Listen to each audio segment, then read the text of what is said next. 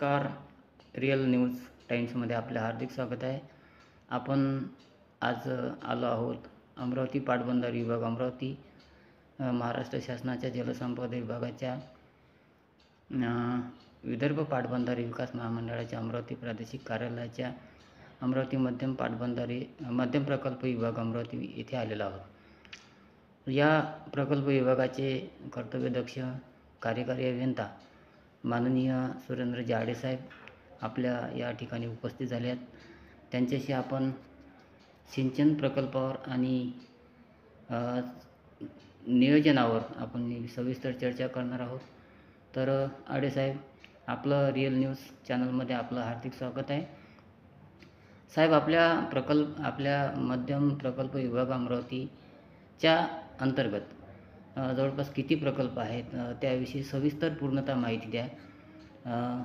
जवळपास सिंचन किती होणार आहे, पाणीसाठा कसा आहे, तर आपण थोडं सांगावं सर. नमस्कार. अमरावती मध्यम प्रकल्प विभागाअंतर्गत एकूण 4 मध्यम प्रकल्प आणि 3 लघु प्रकल्प हे बांधकामाधीन आहेत. पैकी 2 प्रकल्प जे आहेत त्यांच्यावरती पाणीसाठा आणि सिंचन क्षमता निर्मिती पूर्ण झालेली आहे.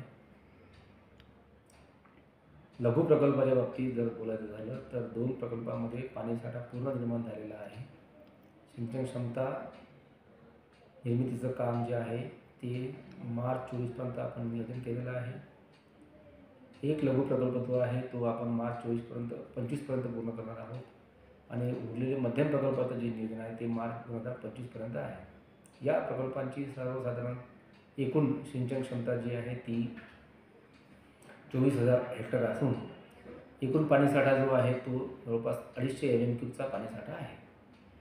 या प्रकल्पातून अमरावती जिल्ह्यातील सिंचन अनुशेष असलेल्या या जिल्ह्यामध्ये सिंचनासाठी भरीव मदत होणार आहे. आणि दुसरी महत्त्वाची गोष्ट साहेब, की आपल्या सिंचन प्रकल्प जे आहेत त्या प्रकल्पाच्या किती तालुक्याला फायदा होणार आहे आणि तो किती शेतकऱ्यांना फायदा होणार आहे? अंदाजे जवळपास 10 ते म्हणजे जर प्रकल्पनिहाय अलग आहे. पंढरी मध्यम प्रकल्प हा वरुड तालुक्यासाठी आहे. धारणीमध्ये गर्दा प्रकल्प आहे. आपला अचलपूरमध्ये वासनी प्रकल्प आहे. सापोल प्रकल्प आहे. करसगाव जो आहे हा सुद्धा चांदूरबाजार तालुक्यामध्ये असून त्याचा फायदा चांदूरबाजार आणि अचलपूर तालुका ह्या दोन्ही तालुक्यामध्ये आहे. बागलिंगा प्रकल्प जो आहे हा चिखलदरा तालुक्यासाठी आहे. आदिवासी भागातील क्षेत्र आहे. असे आपले 5ही तालुक्यामध्ये आपले प्रकल्प विखुरलेले आहेत.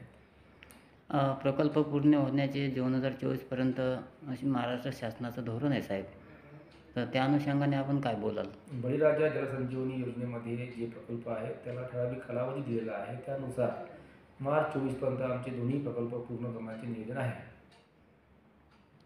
आणि धन्यवाद साहेब, रिअल न्यूज चॅनलच्या प्राप्त झाल्याबद्दल धन्यवाद साहेब. धन्यवाद.